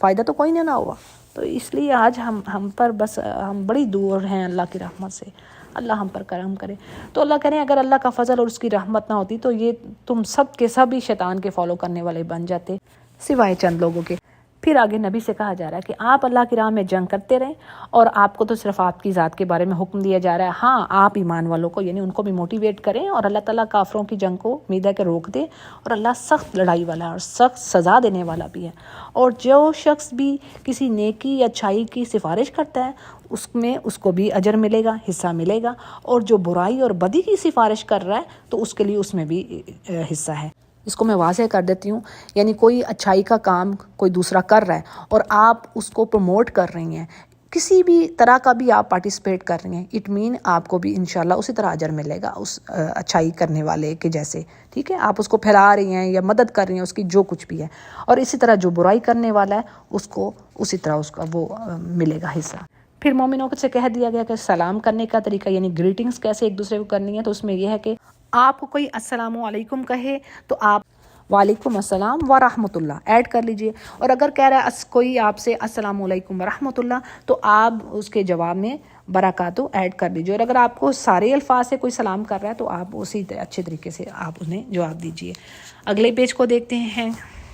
یہاں پر اللہ اپنی وحدانیت کے بارے میں فرما رہے ہیں کہ اللہ ایک ہے، اس کے علاوہ کوئی الہ نہیں، اور وہ لازمی تم لوگوں کو قیامت کے دن جمع کرے گا، اس میں کوئی شک نہیں، اور اللہ کی بات سے بڑھ کر سچا کون ہے۔ اور پھر کہا جا رہا ہے ایمان والوں سے بھی تمہیں کیا ہو گیا ہے کہ منافقین کے بارے میں تم دو رائے رکھ رہے ہو۔ یہاں پر ان منافقین کے بارے میں بات آ رہی ہے جو جنگ احد میں مدینہ سے کچھ دور جا کر واپس آ گئے، اور کہا کیا کہ جی ہماری بات نہیں مانی گئی، اور عبداللہ بن ابی ان کا لیڈر تھا، ٹھیک ہے؟ تو ان منافقین کے بارے میں نا مسلمانوں کے دو گروہ بن گئے، دو رائے ہوگی۔ ایک گروہ کا کہنا تھا کہ جی ہمیں ان سے بھی لڑنا چاہیے، دوسرا گروہ کہہ رہا تھا کہ یعنی یہ بات ٹھیک نہیں ہے۔ تو اللہ فرما رہے ہیں کہ یہ ایسا کیوں تم میں ہو گیا، اور اللہ تو ان کے مال کی وجہ سے اللہ نے ان کو یعنی اوندھا کر ہی دیا، یعنی ان کی ہلاکت تو ہے ہی اسی وجہ سے کہ انہوں نے رسول کی مخالفت کی، اور اللہ نے انہیں اسی کفر و دلالت میں ڈال دیا جہاں سے یہ نکلے تھے، یعنی جس کو اللہ گمراہ کر دے اسے کوئی ہدایت نہیں دے سکتا۔ پھر انہی منافقین کا حال آگے مزید بیان کیا جا رہا ہے کہ یہ چاہتے کیا ہیں کہ ان کی خواہش ہے کہ تم بھی اسی طرح کافر ہو جاؤ جس طرح یہ خود کفر کرتے ہیں، اور سب بس برابر ہو جاؤ۔ آگے اللہ نے کنڈیشن بتا دی کہ دیکھو، یعنی مومنوں سے کہہ دیا گیا کہ اگر یہ اللہ کی خاطر مائگریشن نہیں کرتے، یعنی اپنے گھر بار نہیں چھوڑتے اللہ کی خاطر، تو تم ان سے دوستی نہ رکھنا۔ تو جب بھی تمہیں ان پر قدرت دینی ہے تو یہ ہپوکریٹس نا، تو جہاں پر بھی تم ان پر غلبہ پاتے ہو انہیں پکڑو، قتل کرو، اور ان کو اپنا دوست اور مددگار نہ سمجھنا، سوائے وہ لوگ یعنی جو ایسی قوم سے تعلق رکھتے ہیں جن سے تمہارا ایگریمنٹ ہو چکا ہے، اور وہ اس حالت میں تمہارے پاس آ رہے ہیں کہ وہ تم سے جنگ بھی نہیں کرنا چاہتے اور نہ ہی اپنی قوم سے بھی جنگ کرنے سے یعنی وہ اس بات پر راضی ہیں۔ تو اللہ فرما رہے ہیں کہ اگر اللہ چاہتا تو انہیں تم پر مسلط کر دیتا، یعنی وہ بھی دشمن ہوتے، لڑائی کرنے کے لیے ہم تیار ہوتے، تو یقیناً تم ان سے پھر جنگ کرتے۔ بس بات یہ ہے کہ یہاں پر اللہ نے دو قسم کے لوگوں کو ایکسیپشن دے دی ہے، ایک وہ لوگ جو ایسی قوم سے تعلق رکھتے ہیں، یعنی ایسے قوم کے فرد ہیں جن سے کوئی ایگریمنٹ ہو گیا ایمان والوں کا، یا دوسرے وہ لوگ جو اس حال میں آتے ہیں کہ ان کی خواہش بالکل نہیں ہے کہ وہ اپنی قوم سے مل کر یا تم سے مل کر اپنی قوم سے جنگ کریں، یعنی نہ تو وہ تمہاری فیور میں ہے اور نہ ہی اگینسٹ، تو ان لوگوں سے پھر لڑائی نہیں کرنی، ان سے قتال نہیں کرنا۔ یعنی اللہ فرما رہے ہیں یہ اللہ کا احسان ہے کہ اللہ نے ان کے دل میں یہ بات ڈال دی ہے کہ وہ تمہاری فیور میں بھی نہیں ہے اور نہ ہی تمہارے خلاف کچھ کرنا چاہتے ہیں۔ پھر اسی طرح ایک اور دوسری قسم کے لوگوں کا ذکر ہے جو کہ چاہتے ہی ہیں کہ تم سے بھی امن میں رہیں اور اپنی قوم سے بھی امن میں رہیں۔ یہ ایک تیسرا گروہ ہے منافقین کا ہے، یہ بھی ہپوکریٹس ہیں۔ اب یہ مسلمانوں کے پاس آتے اور اسلام کا اظہار کیوں کرتے؟ تاکہ وہ مسلمانوں سے بھی محفوظ رہیں، ٹھیک ہے، اور اپنی قوم کے پاس جاتے تو شرک اور بت پرستی کی باتیں کرتے تاکہ ان کو وہ اپنا ہم مذہب ہی سمجھے، اور دونوں طرف کے جو بینیفٹس ہیں نا، دونوں یعنی مسلمانوں کی طرف کے بینیفٹس اور کافروں کی طرف سے دونوں پارٹیز کے بینیفٹس بھی ان کو ملے اور وہ محفوظ رہیں، لیکن تھے وہ ہپوکریٹس۔ لیکن ان کا حال یہ ہے کہ جب انہیں مسلمانوں کے ساتھ لڑنے کے لیے بلایا جاتا ہے تو یہ اس پر پھر ایگری کر جاتے ہیں، یعنی مسلمانوں کی مخالفت میں لڑتے ہیں۔ تو اللہ فرما رہے ہیں کہ اگر یہ ایسا کام کر رہے ہیں تو تم ان سے دور رہو اور ان سے کوئی صلح کا سلسلہ نہ رکھو، اور اپنے ہاتھ نہ ان سے روکو، یعنی ان کو جہاں پر پکڑو مارو۔ اور بات یہ ہے کہ ان کا جو ہیٹ ہے، جو نفرت ہے مسلمانوں کے اگینسٹ، یہ اتنا ہی ثبوت کافی ہے کہ وہ تم لڑنے کے لیے تیار ہیں وہ۔ تو جی اس پیج پر ہم نے بعض منافقین کا حال دیکھا، یعنی اور اللہ نے ان کے ساتھ معاملہ کیسے کرنا ہے، کیسے ہم نے ان کے ساتھ رویے اختیار کرنے ہیں، اور جہاد سے منہ پھیرنا، قتال سے منہ پھیرنا، یہی منافقین کے نفاق کا اظہار ہے۔ اگلے پیج کو دیکھتے ہیں جی۔ یہاں پر قتل کے بارے میں مسئلہ اللہ نے بتا دیا ہے کہ کسی مومن کے لیے جائز نہیں کہ دوسرے مومن کا قتل کرے۔ ہاں، اگر غلطی سے کسی مومن کو کوئی دوسرا مومن قتل کر دیتا ہے، قتل بالخطا، تو اس کا کفارہ کیا ہے؟ اس میں آپشنز ہیں۔ اس میں کیا ہے جی؟ ایک چیز تو یہ غلام کی گردن آزاد کرنا، یعنی آپ کسی آج کے دور میں کسی مقروض کا قرض ادا کر دیں، یا پھر مقتول کے گھر والوں کو جو اس کے وارث ہیں ان کو خون بہا ادا کر دے۔ خون بہا کیا ہے جی؟ دیت کہتے ہیں اس کو، اور یہ اس دیت کی مقدار حدیث کے مطابق 100 اونٹ یا اس کے برابر سونے یا چاندی یا کسی بھی کرنسی کی شکل میں وہ قیمت ہوگی، یعنی 100 اونٹ کی جو پرائز ہوگی آپ اس کو کسی بھی فارم میں، کرنسی کی فارم میں، سونے یا چاندی کی فارم میں ان کو ادا کر دیں۔ یہ ہے جی دیت، خون بہا ادا کرنا، کیونکہ اللہ نے پیچھے کہہ دیا نا کہ جان کے بدلے جان جائے گی، لیکن یہاں پر جو خطا غلطی سے ہو گیا ہے اس کے بارے میں کہا جا رہا ہے۔ دو چیزیں آ رہی ہیں، ٹھیک ہے، ایک آ رہا ہے مسلمان غلام کی گردن آزاد کرنا، دوسری چیز کیا آ رہی ہے جی؟ دیت ادا کرنا۔ یہ ہو گیا بطور کفارہ اور استغفار۔ اور اگر مقتولین کے گھر والے اگر دیت معاف کر دیتے ہیں، خون بہا نہیں لیتے اللہ کی خاطر، تو وہ صرف پھر مسلمان غلام کی گردن آزاد کرے گا۔ یعنی دو چیزیں ہیں اس پر جو غلطی سے یہ کام کر رہا ہے۔ پھر اسی طرح اگر جو مقتول ہے وہ دشمن قوم کا ہے اور وہ مسلمان بھی ہے، تو صرف ایک مومن غلام کی گردن آزاد کرنی ہوگی، یعنی اس میں دیت کا ذکر نہیں ہے، ٹھیک ہے، ایک چیز ہوگی اگر مقتول دشمن قوم کا ہے، اور اگر مقتول اس قوم سے ہو جس میں یعنی بلیورز میں اور دوسری طرف جن میں ایگریمنٹ ہو، تو اس میں دونوں چیزیں ہی کرنی ہوں گی، یعنی خون بہا بھی دینا ہوگا اور گردن بھی آزاد کروانی ہوگی۔ اور اگر کوئی دونوں چیزوں کے کرنے کے قابل نہیں ہے، یعنی اس میں طاقت ہی نہیں ہے یا کسی کے پاس اتنا پیسہ نہیں ہے، تو اب اس کے لیے کیا ہے کہ وہ 2 مہینے لگاتار روزے رکھے گا۔ اور اسی طرح تفسیر میں بات آ رہی ہے کہ اگر بلا کسی وجہ کے، یعنی شرعی عذر نہیں ہے، اور درمیان میں ناغا کر دیا، 2 مہینے کے روزوں کے درمیان اگر ناغا ہو گیا ہے، تو پھر نئے سرے سے روزے اس کو اسی طریقے سے 2 ماہ کے رکھنے ہوں گے۔ اور عذر شرعی کی وجہ کیا ہے جی؟ کہ جیسے حیض کا آنا، نفاس کا آنا، شدید بیماری ہے کوئی، جو چیزیں روزے کو روکنے والی ہیں۔ ہاں، جو سفر کا عذر ہے اس میں اختلاف ہے، ابن کثیر کی یہ روایت ہے۔ اگلی آیت میں کہا جا رہا ہے ایسے مومن کی بات جو جان بوجھ کر دوسرے مومن کو قتل کرے، تو اللہ فرما رہا ہے اس کی تو سزا دوزخ ہے اور ہمیشہ اسی میں رہے گا، اور اللہ نے اس پر لعنت کی اور اس کے لیے بڑا عذاب ہے۔ اور اس آیت میں پتہ چل رہا ہے کہ مومن کو قتل کرنا اللہ کے ہاں بہت بڑا جرم ہے۔ اگلی آیت میں بلیورز کے لیے کہہ دیا گیا کہ دیکھو، جب تم اللہ کی راہ میں جاتے ہو تو انویسٹیگیشن کرو، تحقیق کرو کسی کو قتل کرنے سے پہلے۔ اگر تم کو کوئی سلام بھیج رہا ہے تم پر، تو تم اسے یہ نہ کہو کہ تم ایمان والے نہیں ہو، تم تو دنیا کی زندگی کے پیچھے ہو، حالانکہ اللہ تعالیٰ کے پاس تو بڑی غنیمتیں ہیں، تو تم بھی تو پہلے ایسے ہی تھے، یعنی تم بھی اپنے ایمان کو چھپاتے تھے، تو اللہ نے تم پہ احسان کیا، تو ضرور انویسٹیگیشن کرو اس سے پہلے کہ تم کسی کو قتل کرو۔ یعنی یہاں پر ایک چھوٹی سی سٹوری ہے، واقعہ کیا ہے کہ جی حدیث میں بات آتی ہے، بعض صحابہ کسی علاقے سے گزرے جہاں پر ایک چرواہا بکریاں چرا رہا تھا۔ مسلمانوں کو دیکھ کر اس نے سلام کیا۔ بعض صحابہ نے کہا کہ شاید وہ جان بچانے کے لیے ایسا کر رہا ہے، سو انہوں نے بغیر کسی تحقیق کے پوچھ گچھ کے اس کو قتل کر دیا، اور بکریاں بطور مال غنیمت لے کر آپ صلی اللہ علیہ وسلم کی خدمت میں آ گئے، جس پر پھر یہ آیت نازل ہوئی۔ صحیح بخاری اس کو روایت کر رہے ہیں۔ تو بات یہ ہے کہ اللہ فرماتا ہے کہ تم بھی تو چرواہی کی طرح پہلے ایمان اپنا چھپا رہے تھے نا، یہ بھی صحیح بخاری کی بات ہے۔ تو یہ ہے کہ اگر ایسا ہو تو اچھی طریقے سے پہلے تحقیق کرو۔ اگلے پیج پر ہم مجاہدین کی جو فضیلت ہے، جو آنر ہے، سبحان اللہ، اس کے بارے میں اللہ نے یہاں پر بتا دیا کہ وہ لوگ جو اپنی جانوں اور مالوں سے اللہ کی راہ میں جہاد کرنے والے ہیں، اور وہ لوگ جن کے پاس کوئی عذر نہیں ہے لیکن وہ بیٹھے ہیں گھر، تو اللہ کہہ رہے ہیں کہ یہ دونوں مومن برابر نہیں ہو سکتے۔ اپنی مالوں اور جانوں سے جہاد کرنے والے یقیناً یعنی اللہ نے ان کو درجوں پر فضیلت دے دی ہے دوسروں پر، اور یوں تو اللہ نے ہر ایک کے ساتھ اچھائی کا وعدہ کیا ہے، یعنی اگر دوسرے بھی اچھے اعمال کر رہے ہیں، فرائض ادا کر رہے ہیں، تو اللہ نے ان کے ساتھ بھی جنت کا وعدہ کر رکھا ہے۔ لیکن اس کے باوجود جو جہاد کرنے والے مجاہد ہیں، جو اللہ کی راہ میں خالص یعنی دکھاوا کر رہے ہیں، یا دل میں کوئی مقصد ان کا اور ہے، نیت کچھ اور ہے، یعنی اللہ تو خوب جانتا ہے نا دلوں کا حال، یعنی جو اللہ کی خاطر اپنے گھر بار سے دور ہیں اور اپنی جان کو ہتھیلی پر رکھ کر پھر رہے ہیں، تو ان کا جو آنر ہے وہ ان سے بڑھ کر ہے۔ پھر اسی طرح یہ بھی کہا جاتا ہے کہ اس آیت کی بیک گراؤنڈ میں بات جو آ رہی ہے کہ ایک صحابی جو نابینا تھے عبداللہ بن ام مکتوم رضی اللہ عنہ، انہوں نے کہا کہ ہم تو معذور ہیں یا رسول اللہ، جس کی وجہ سے ہم جہاد میں حصہ نہیں لے سکتے. مطلب یہ ہے کہ گھر میں بیٹھ رہنے کی یہ ایک ریزن ہے. تو اس پر اس طرف اللہ نے اشارہ کر دیا، یعنی غیر اولِ ضرر، یعنی بغیر کسی عذر کے جو بیٹھے ہیں، یعنی جن کے پاس عذر ہے، جو ایسے جو اندھا ہے، جو لنگڑا ہے، جو بیمار ہے، اس کے پاس ایکسکیوز ہے، عذر ہے. بعض اوقات کچھ لوگوں کو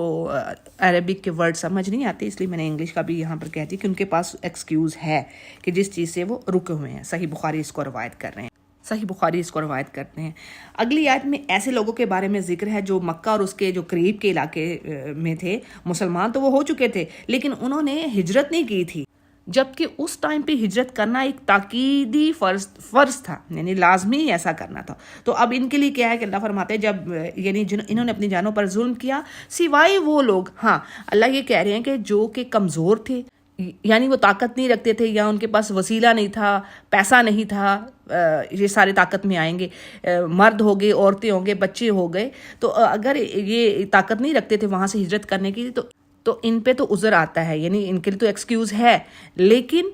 جو دوسرے ہیں جن کے پاس ہر چیز موجود تھی، طاقت تھی، اس کے باوجود انہوں نے مائگریشن نہیں کی، تو اب ان کا حال کیا ہے؟ جب فرشتے ان کی جانیں روحیں ان کی قبض کرتے ہیں تو کہتے ہیں تم کس حال میں تھے؟ تو وہ کہتے ہیں جی ہم تو کمزور تھے، یعنی ہم پر دوسرے لوگوں کا غلبہ تھا، وہ پریویل کیے ہوئے تھے، تو اس لیے ہم نے اپنے یعنی فرائض کو ادا نہ کیا. یعنی اس سے کیا پتہ چل رہا ہے کہ ایسے دارالکفر سے ہجرت کرنا فرض ہے جہاں پر اسلام کی ٹیچنگز پر آپ عمل نہیں کر پا رہے اور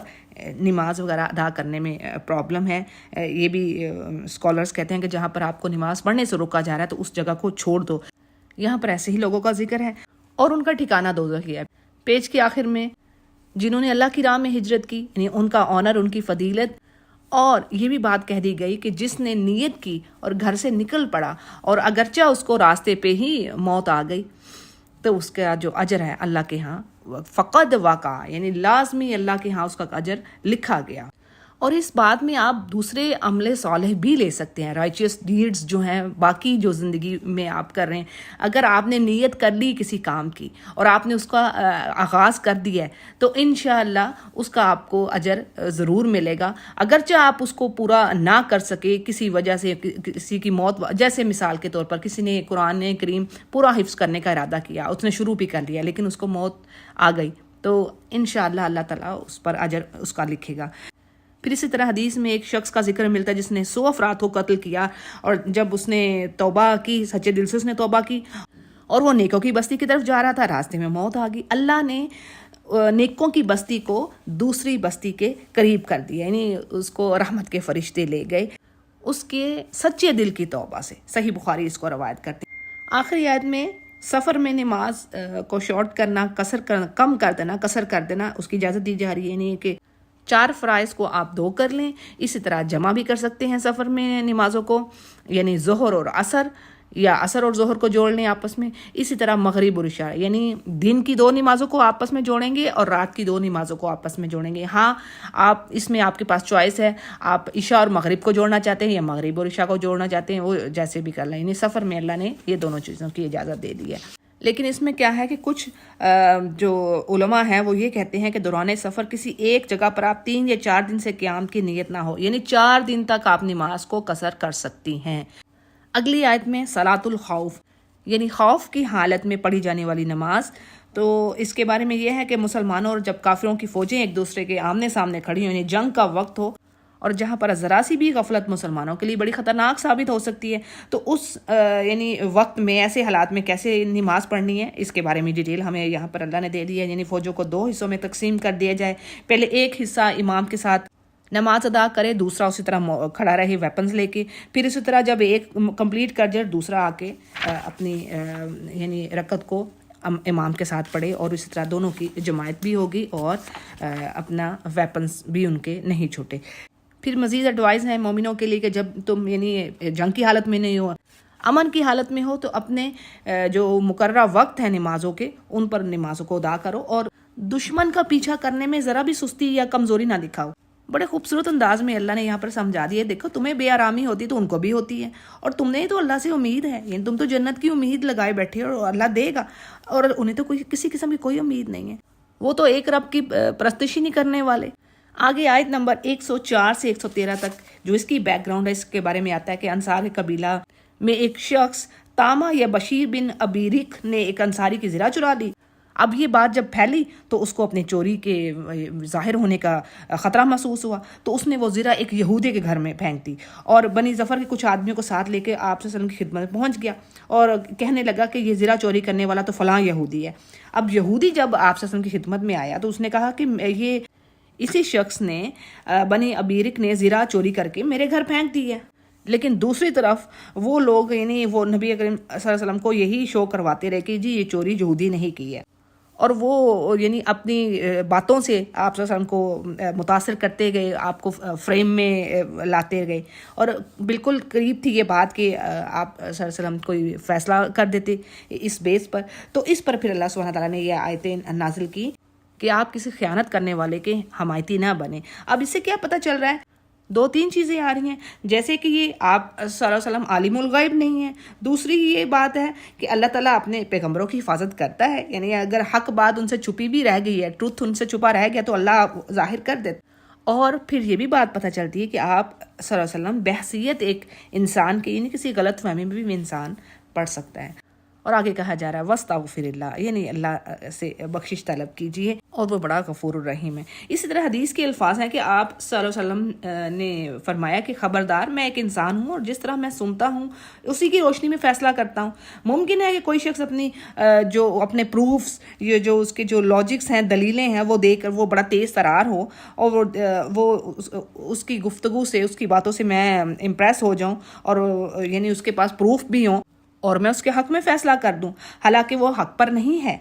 اور میں غلط فہمی میں کسی دوسرے مسلمان کا حق اس کو دے دوں، تو یاد رکھنا کہ یہ آگ کا ٹکڑا ہے اور یہ اس کی مرضی سے ہے کہ اس کو لے لے یا چھوڑ دے۔ یعنی کسی کا حق مارنا ایسا ہی ہے جیسے آگ کا ٹکڑا آپ خرید رہے ہیں۔ صحیح بخاری اس کو روایت کرتے ہیں۔ اور آگے اسی سے ریلیٹڈ آیات میں کہا جا رہا ہے کہ ان کی طرف سے جھگڑا نہ کیجیے جو خود ہی خیانت کرنے والے ہیں۔ اللہ کسی دغا باز گنہگار کو پسند نہیں کرتا، اور وہ لوگوں سے تو چھپ جاتے ہیں لیکن اللہ سے نہیں چھپ سکتے۔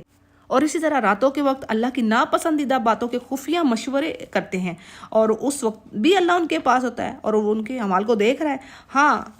تم لوگ یعنی مسلمانوں سے کہا جا رہا ہے کہ تم لوگ دنیا کی زندگی میں تو ان کی حمایت کرتے ہو، لیکن اللہ کے سامنے قیامت کے دن ان کی کون حمایت کرے گا اور کون ان کا وکیل بن کر کھڑا ہوئے گا؟ یعنی بات تو یہ ہے نا، کوئی بوجھ اٹھانے والا کسی دوسرے کا بوجھ نہیں اٹھائے گا، اور ہر کوئی اپنے کام کا ذمہ دار خود ہے۔ اور بات تو یہی ہے کہ جو شخص کوئی برائی یا اپنی جان پر ظلم کرتا ہے اور پھر استغفار کر لیتا ہے تو اللہ اس کو بخشنے والا ہے، رحم کرنے والا ہے، اور جو بھی کوئی گناہ کر رہا ہے اس کا بوجھ اسی پر، اور اللہ بخوبی جاننے والا اور حکمت والا ہے۔ اور آگے بات آ رہی ہے کہ جس کسی نے کوئی گناہ یا خطا کر کے کسی دوسرے کی طرح ذمہ ڈال دیا جو کہ مظلوم ہے، یعنی اس نے تو ظلم کیا نہیں ہے، وہ گناہ نہیں کیا، تو اس نے تو بہت بڑا بہتان اٹھایا اور کھلا گناہ کیا۔ اور آگے نبی سے کہا جا رہا ہے کہ اگر اللہ کا فضل اور رحم آپ پر نہ ہوتا تو ایک جماعت نے تو آپ کو بہکانے کا پورا ارادہ کر لیا تھا۔ یعنی یہ جو بنو ابیرک والے تھے وہ تو یعنی اپنے آپ کو سچا ثابت کرنے میں لگے ہوئے تھے، اور خطرہ یہی تھا کہ آپ ان کے حق میں فیصلہ کر دیں۔ اور بات یہ ہے کہ اللہ نے یہ کتاب حکمت اتاری ہے آپ کو سکھانے کے لیے، اور جسے اس سے پہلے آپ کو نہیں معلوم تھا، یعنی اللہ نے سکھائی اسلام کی تعلیمات آپ کو، اور یہ اللہ کا بہت بڑا فضل ہے آپ صلی اللہ علیہ وسلم پر۔ پھر آگے اللہ فرما رہے ہیں کہ جی ان کے یہ جو مشورے ہیں نا، یعنی یہاں پر منافقین کی بات اگین سے چل پڑی ہے کہ ان کی آپس میں خفیہ باتیں، سرگوشیاں، ان میں کوئی خیر نہیں ہے سوائے اس چیز کے، یعنی یہ یا مسلمانوں کے خلاف باتیں کر رہے ہیں یا ایک دوسرے کے خلاف کرتے ہیں۔ ہاں البتہ سیکرٹ جو باتیں ہیں، سرگوشیاں، ایک ہی صورت میں جائز ہیں کہ کوئی اچھائی کا حکم دے رہا ہے، صدقہ خیرات کا، یا آپس میں لوگوں کے اصلاح کا کرنے کا کوئی حکم دے رہا ہے یا مشورہ کر رہا ہے، تو اسی صورت میں کچھ سیکرٹس باتیں یا یہ سرگوشیاں جائز ہیں۔ اسی طرح یہ بھی حدیث کے الفاظ آتے ہیں کہ اگر 3 دوست بیٹھے ہوئے ہیں تو 2 کو آپس میں سرگوشی نہیں کرنی چاہیے کہ تیسرے کا اس کا دل برا ہوگا کہ پتہ نہیں میرے خلاف ہی نہ باتیں کر رہے ہوں۔ تو سبحان اللہ، یہ دین بڑا خوبصورت ہے، اللہ تعالیٰ ہمیں سکھا رہا ہے یہ چیزیں۔ اور جو بھی یہ کام کر رہا ہے اللہ کی رضا کے لیے، اس کے پلیئر کے لیے، تو یقیناً اللہ تعالیٰ فرما رہے ہیں کہ ہم اس کو بڑا اجر دینے والے ہیں۔ اور جو شخص یعنی سیدھی راہ کو پانے کے بعد اس کو واضح ہوگی اس پر سیدھی راہ، لیکن اس کے باوجود وہ اگینسٹ جا رہا ہے رسول کے اور یعنی دین کے، یعنی یوں کہنا ہے کہ دین اسلام سے نکل ہی جانا، تو اس کے لیے جہنم کی نیوز اللہ نے دے دی کہ اس کے لیے تو دوزخ ہی ٹھکانہ ہے اور وہ بری جگہ ہے۔ پھر اسی طرح اللہ تعالیٰ کہہ رہے ہیں قطعاً اللہ نہ بخشے گا، یعنی یہاں پر یہ آیت پہلے بھی آئی ہے، اگین آ رہی ہے اسی سورہ میں کہ اللہ کے ساتھ شرک کیا جائے، ہاں اس کے علاوہ کوئی گناہ ہو تو اللہ تعالیٰ یعنی جس کے چاہے پھر وہ بخش دے گا، لیکن شرک نہ کر کے، نا یہ حدیث میں بھی آتا ہے کہ اللہ فرمانے کہ زمین و آسمان کے درمیان جتنا فاصلہ ہے کوئی گناہ کر کے لے آئے تو میں بخش دوں گا، یعنی یہ اللہ کے ساتھ معاملہ ہے کس طرح وہ بخشتا ہے کسی کے، لیکن میں شرک نہیں بخشوں گا۔ اللہ تعالیٰ ہمیں بچائے اس چیز سے، اور میں نے پہلے بھی شاید بتایا کہ اس کے لیے یہی کہ دعا کو واجب کر لیں، ہر نماز کے بعد یا روزانہ پڑھیں شرک سے بچنے کی دعا۔ آگے آیت میں جو عرب کے مشرکین تھے ان کے بارے میں کہا جا رہا ہے کہ یہ یعنی اللہ کو چھوڑ کر عورتوں کو پکارتے، یعنی ان کے جو بت تھے ان کے نام مؤنث تھے، جیسے لات، عزا، نائلہ، یہ ساری عورتوں کے نام ہیں۔ تو کیسی گمراہی کہ ایک رب کو چھوڑ کے جس کی اتنی شان ہے عورتوں کو پکار رہے ہیں۔ اور عرب کیا کرتے تھے، فرشتوں کو بھی اللہ کی بیٹیاں سمجھتے اور ان کی بھی عبادت کرتے، تو در حقیقت یہ شیطان کو پوج رہے ہیں، اور جس پر اللہ نے لعنت کی ہے، اور اس نے کہا تھا کہ اللہ میں ان کو، تیرے بندوں کو میں ضرور بہکا کے رہوں گا، ان کو جہنم میں لے کے جاؤں گا۔ سورۃ الاسراء میں اور قرآن کریم میں بہت ساری جگہوں پر ہم یہ اللہ اور ابلیس میں جو کنورسیشن ہوئی ہے اس کے بارے میں ہم ڈیٹیل پاتے ہیں۔ پھر ان کی اور کیا حرکت ہے، کوئی خاص حصہ یا نظر و نیاز وہ بھی اپنے بتوں اور قبروں میں جو شخص جو مدفون ہیں ان کے نام کے حصے نکالتے ہیں۔ اسی طرح ایک اور جگہ پر بھی ذکر آیا ہے۔ پھر کچھ حصہ کہتے ہیں یہ اللہ کی خاطر ہے، اور کچھ حصہ یہ ہمارے جو وسیلے ہیں ان کے لیے، اور ہوتا کیا ہے کہ اللہ کے حصے سے دوسری طرف چلا جاتا ہے لیکن اس طرف سے اللہ کی طرف نہیں آتا، نعوذ باللہ استغفر اللہ۔ یعنی جب دل ہی سیلڈ اپ ہو چکے ہوں، نظر ہی نہیں کچھ آتا، آنکھیں تو ہیں، آج بھی آپ کافروں کو دیکھ لیں، یہ جہاں پر بت پرستی ہو رہی ہے، آپ ان کو دین کی طرف بلائیں ان کو سمجھ ہی نہیں آتی، وہ کہتے ہیں نہیں ہم سانپ، چوہا، آگ، پتہ نہیں کس کس کو پوجا کریں گے، ہم ایک اللہ کی طرف نہیں آنا۔ تو اللہ تعالیٰ ان کو ہدایت دے، سمجھ دے، اور اللہ تعالیٰ ہمیں بھی سیدھے راستے پر رکھے۔ اب یہاں پر مزید اس کی باتیں ہیں شیطان کی، یعنی اس نے یہ کہا اللہ سے کہ میں تیرے بندوں کو راہ سے ہٹاؤں گا، اور ان کو جھوٹی امیدیں دلاؤں گا، اور ان کو سکھاؤں گا کہ جانوروں کے کان چیریں۔ یہ مشرکین کا ایک عمل ہوتا تھا، وہ شناخت کے لیے یعنی کسی جانور کو جس کو وہ مخصوص کر دے اپنے بتوں کے لیے، تو اس کے کان وغیرہ چیر دیا کرتے کہ یہ جانور جو ہے نا، یعنی ان پر مہر لگ گئی ہے، برانڈ کر دیا ہے، یہ ہمارے بتوں کے نام ہے، تو وہ یہ عمل کرتے۔ اور اسی طرح یعنی شیطان کی یہ بات یہ بھی کہ اس نے کہا کہ میں ان کو یہ بھی حکم کروں گا کہ صورتوں کو جو اللہ نے صورتیں بنائی اس کو بھی گاڑو۔ اب اس میں یہی چیز آ رہی ہے، یعنی کان وغیرہ کا کاٹنا، چیرنا، سوراخ کرنا، لیکن اس میں وہ نہیں آئے گا جیسے کہ عورتیں اپنے کانوں کو چھدواتی ہیں زینت کے لیے، وہ چیز نہیں۔ البتہ جیسے کہ آج بھی آپ دیکھ لیں کہ کس طرح یعنی مرد عورتوں کے جو ان کی سٹرکچر ہے اس طرح کا آپریٹ کروا کے ہو رہے ہیں، اور عورتیں مردوں کے جیسے کر رہی ہیں، تو یہ ساری جو چینجز ہیں نا ان پر یہ چیزیں آ سکتی ہیں۔ اور اللہ فرماتا ہے کہ جس نے اللہ کا چھوڑ کر شیطان کو اپنا دوست بنایا تو وہ تو نقصان میں رہے گا، اور وہ باتیں کرتا رہے گا شیطان، ان سے سبز باغ دکھاتا رہے گا، لیکن بات یہ کہ سب یہ اس کی فریب کاری ہیں، اور جو لوگ بھی اس کے فریب میں رہیں گے تو ان کے لیے جہنم ہے، جہاں سے ان کو چھٹکارا نہیں ہے۔ اور جو ایمان لا رہے ہیں، اچھے کام کر رہے ہیں، ان کے لیے اللہ نے جنتیں رکھی ہیں، نیچے چشمے بہہ رہے ہیں ان کے، اور یہ اللہ کا وعدہ سچا ہے، اور اللہ سے بڑھ کر اپنے وعدے کا سچا کون ہے۔ یہاں سے پھر اہل کتاب کے بارے میں ذکر ہے کہ اللہ فرما رہے ہیں کہ یہ جو خوش فہمیوں میں رہنا، تمناؤں میں رہنا کہ کام کچھ بھی نہیں کرنا لیکن جنت مل جانی ہے ٹھنڈے ٹھنڈے، تو ایسا نہیں ہو سکتا، یعنی خالی ہوپس اور وشز پر کام نہیں چلتا۔ جو برائی کرے گا اس کا بدلہ اس کو اسی طرح ملے گا، اور اللہ کے علاوہ کوئی مددگار یا ولی نہ ہو پائے گا۔ پھر اسی طرح جو اچھے اعمال کر رہا ہے، چاہے عورت ہو چاہے مرد ہو، اور وہ مومن ہو، کنڈیشن کیا ہے؟ مومن ہو، پس اللہ تعالیٰ اس کو داخل کرے گا جنت میں، اور کوئی ذرا سا بھی اس پر اس کا حق نہ مارا جائے گا، یعنی کھجور کے شگاف کے برابر بھی اس کا حق نہ مارا جائے گا۔ اور اسی طرح اس سے بہتر کون شخص ہے جس نے اللہ کے لیے اپنا چہرہ کر دیا، مطیع کر دیا، یعنی اللہ کا وہ یکسوئی سے یعنی پورے طریقے سے ابراہیم کے دین کو فالو کر رہا ہے، جبکہ ابراہیم علیہ السلام کو تو اللہ نے اپنا دوست یعنی بنا دیا. تو اس میں یعنی کامیابی کا ایک آپ کو ایک میجرمنٹ جو ہے نا وہ دی جا رہی ہے, ایک آپ کو ماڈل بتایا جا رہا ہے کہ یہ معیار ہے اللہ کے نزدیک, یعنی کس طرح اللہ کے آپ نے قرب پانا ہے یہ دین ابراہیمی کو اپنا کر, یعنی دین جو آج محمد صلی اللہ علیہ وسلم کا دین ہے. اور حدیث کے الفاظ ہیں کہ آپ نے فرمایا کہ مجھے بھی خلیل بنایا ہے اللہ نے جس طرح ابراہیم علیہ السلام کو خلیل بنایا ہے. صحیح مسلم اس کو روایت کرتے ہیں. اور بات یہ ہے کہ اللہ ہی کے لیے زمین و آسمان میں جو چیز ہے وہ اسی کی ہے. اور پھر اگین آخری آیت میں جی انہیریٹنس کے بارے میں بات ہو رہی ہے کہ یعنی آپ سے عورتوں کے بارے میں وہ پوچھتے ہیں, تو ان سے کہیے کہ اللہ خود ان کے بارے میں حکم دے رہا ہے, اور قرآن کی وہ آیتیں جو یعنی تم پر ان یتیم لڑکیوں کے بارے میں پڑھی جاتی ہیں, ان میں حصے تو ان کے فکس کر دیے ہیں. یعنی یہ ہے کہ تم ان یتیم لڑکیوں سے نکاح کرنے کی خواہش رکھتے ہو, رغبت رکھتے ہو. اور کمزور بچوں کے بارے میں یعنی بیٹوں کے ساتھ بیٹیوں کی بھی وراثت ہے, ٹھیک ہے, یہ بھی بات ہوگی. اور اسی طرح یتیموں کے ساتھ اچھا سلوک کرنے کی, یعنی یہ بھی اللہ نے حکم دے دیا کہ یتیموں کے ساتھ انصاف کا معاملہ ہونا چاہیے. اور اسی طرح پیچھے ڈیٹیل میں نے دے دی ہے کہ یہ یتیم لڑکی بعض اوقات بد صورت ہوتی تو, اور اس کا ولی یا اس کے ساتھ وراثت میں جو شریک ہوتا اس کو وہ دوسری جگہ نکاح کرنے بھی نہ دیتا, یعنی اس طرح اس کا مال جانا تھا اور خود بھی نکاح نہ کرتا. تو یہ بھی ایک ظلم کی صورت ہے, اس سے اللہ سبحانہ تعالیٰ منع کر رہے ہیں ایمان والوں کو, یہ کام نہ کرو. اللہ کہہ رہے ہیں جو بھی تم نیکیاں کرو گے اللہ تعالیٰ خوب جاننے والا ہے. اگلی آیت میں میاں بیوی سے ریلیٹڈ بات چل رہی ہے کہ اگر کسی عورت کو اپنے شوہر کی بد دماغی اور بے پرواہی کا ڈر ہے اور دونوں آپس میں اگر صلح کر لیتے ہیں تو اس پر گناہ نہیں. اب اس کے پیچھے ڈیٹیل کو دیکھ لیتے ہیں. یعنی خاوند کسی وجہ سے اپنی بیوی کو ناپسند کر رہا ہے, اس سے دور رہ رہا ہے, یا اس نے ایک سے زائد بیویاں اس کی, اور کوئی کم خوبصورت ہے تو وہ اس سے منہ پھیر رہا ہے, تو اگر وہ عورت اپنے معاملات کو بہتر کرنے کے لیے اپنے شوہر کے ساتھ اپنے حق مہر کو چھوڑتی ہے,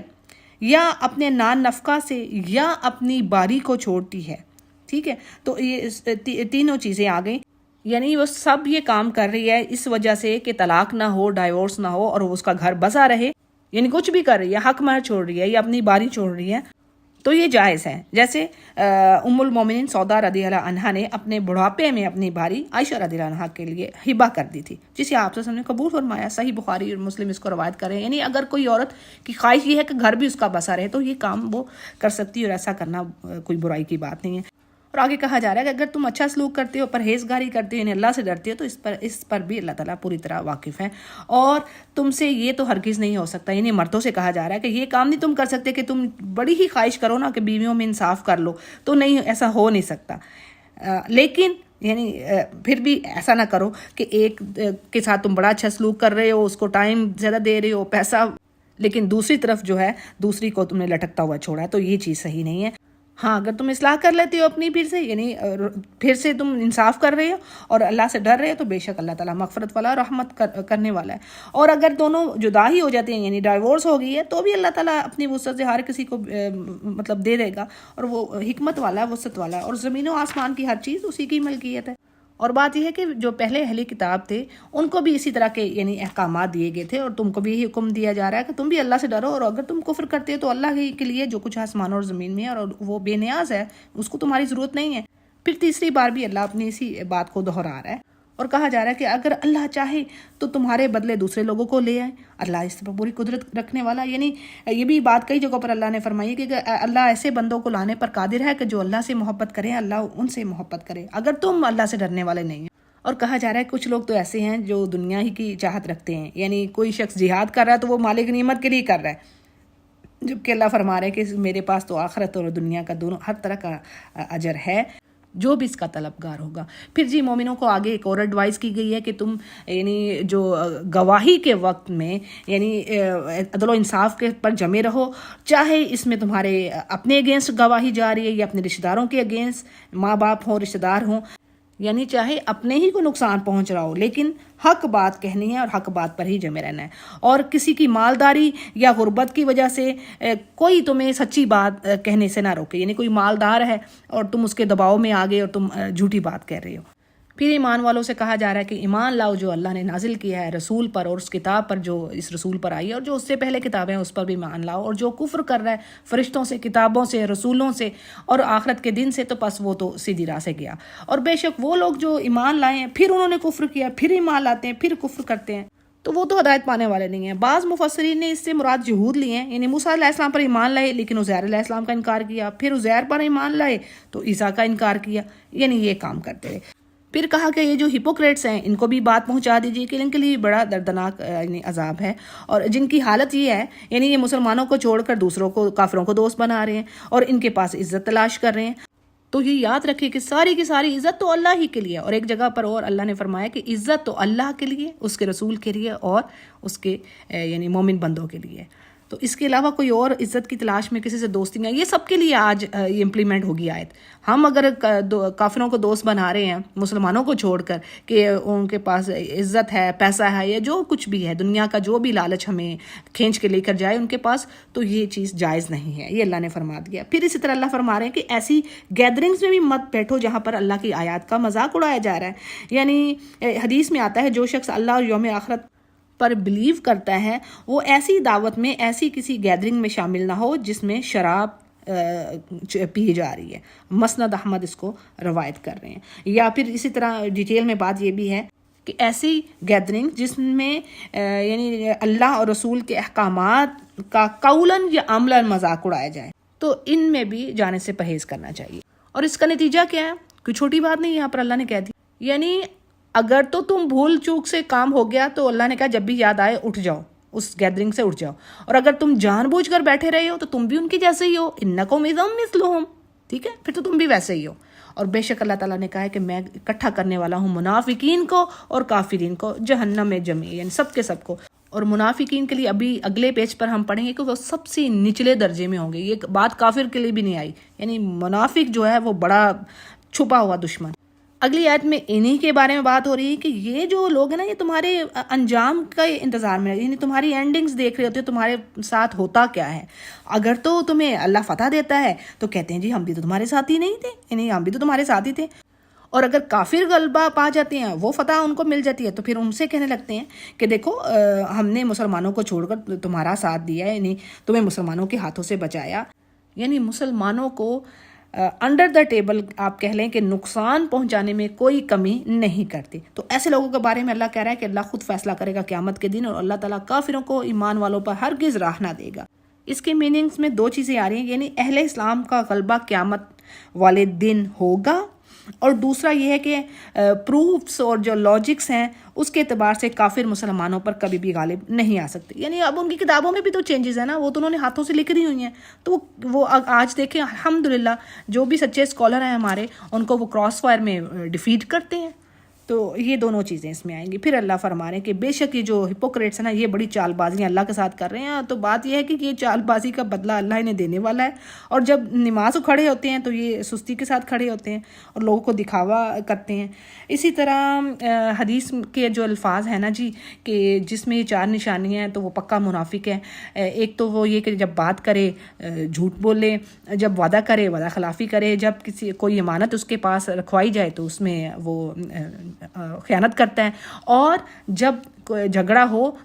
تو گالی گلوچ یعنی گالیاں دینے پر اتر آئے۔ تو یہ ہیں جی پکی نشانیاں، اللہ تعالیٰ ہمیں اس چیز سے بچائے۔ اور اللہ تعالیٰ یہاں پر جو آیات میں بتا رہے ہیں کہ جی یہ بھی ایک یعنی ان کی کوالٹی ہے کیا کہ نمازوں میں سستی کرتے ہیں، اللہ تعالیٰ ہمیں ایسوں میں سے نہ کرے، اور دکھاوے کی نمازیں پڑھتے ہیں، اور اللہ کا ذکر بھی بڑا تھوڑا کرتے ہیں۔ یہ ساری یعنی باتیں منافقین کی آ رہی ہیں، تو اس لیے ہمیں اس کے اپوزٹ کرنا ہے انشاءاللہ۔ اور بات یہ ہے کہ یہ بیچارے درمیان میں ہی پھنسے ہوئے ہیں، یعنی کافروں کے پاس جاتے ہیں تو ان سے دوستیوں کی اپنے کرتے رہتے ہیں وعدے، مسلمانوں کے پاس آتے ہیں تو ادھر یعنی ایک طرف کے تو ہیں ہی نہیں ہیں، یعنی بیچارے دو راستوں میں ڈگمگا رہے ہیں۔ تو اللہ فرما رہا ہے کہ جس کو اللہ گمراہ کر دے وہ تو کوئی راہ پا ہی نہیں سکتا۔ اور ایمان والو پھر کہا جا رہا ہے کہ مومنوں کو چھوڑ کر تم کافروں سے دوستی نہ کرو، اور تم کیا چاہتے ہو، یعنی کہ اللہ کی طرف سے صاف حجت قائم کر لو، یعنی اللہ نے تمہیں منع کیا ہے اور تم پھر دوستیاں کرو گے، تو اس کا مطلب ہے کہ تم ایک پروف دے رہے ہو، اللہ کو ایک دلیل دے رہے ہو کہ ہاں اب اللہ تمہیں اس پر سزا دے۔ جبکہ یہ جو منافقین ہیں نا یہ جہنم کے سب سے نچلے طبقے میں جائیں گے،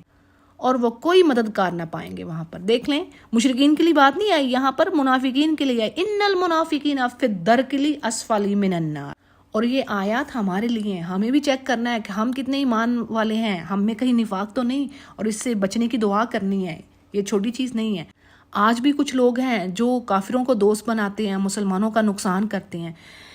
تو اللہ تعالیٰ سچے ایمان کی توفیق دے ہمیں. اللہ سے ہم اللہ کی آگ سے پناہ مانگتے ہیں. اور پھر اللہ فرمانے کہ جو توبہ کر لیتا ہے اور اصلاح کر لی اس نے اور اللہ پر یقین رکھا، اور بس پھر اللہ تعالیٰ یعنی ایمان والوں کے لیے اجر عظیم اللہ نے تیار کر رکھا ہے، وہ عطا کرے گا. اور اللہ فرما رہا ہے کہ میں تمہیں سزا دے کے کیا کروں گا. اگر تم شکر گزاری کر رہے ہو اور ایمان والے ہو اور تو یعنی پھر تو یقیناً تم اجر ہی پاؤ گے. اور اللہ بڑا قدر کرنے والا اور بڑا علم رکھنے والا ہے. یعنی شکر گزاری میں کیا ہے کہ اللہ کے حکم کے مطابق ہم عمل کریں، عمل صالح کریں، برائیوں سے بچیں اور نیک اعمال میں آگے بڑھیں. تو یہ ہو گیا عملی شکر اللہ کی نعمتوں کا. اور اسی طرح اللہ کا کثرت سے ذکر کرنا یہ بھی شکر میں آتا ہے. تو جی الحمدللہ ہمارا 5واں پارہ کمپلیٹ ہوا. وآخر دعوانا ان الحمدللہ رب العالمین.